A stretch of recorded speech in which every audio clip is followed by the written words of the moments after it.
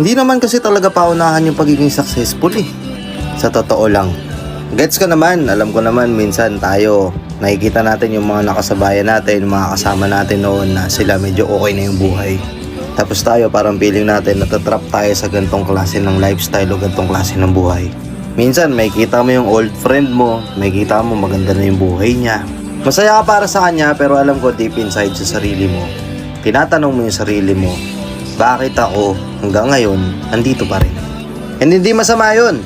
At least iniintindi mo pa rin yung sarili mo, iniisip mo pa rin. Hindi yung nag-totally give up ka na okay na ako sa ganito. Kasi oo, hindi naman karera yung pagiging successful sa buhay.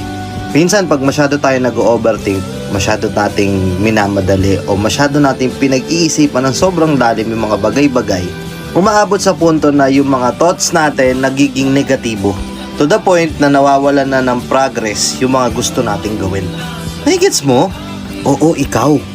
Alam ko minsan mahirap. Lagi mong tinatanong yung sarili mo, especially pag mag-isa ka. Hanggang dito na lang ba ako? Pero lagi mong sasabihin sa sarili mo na hindi hanggang dito natatapos yung pangarap ko sa buhay ko. Lagi mong sasabihin sa sarili mo na dadating din yung time na ikaw naman. Naniniwala ako mangyayari yun.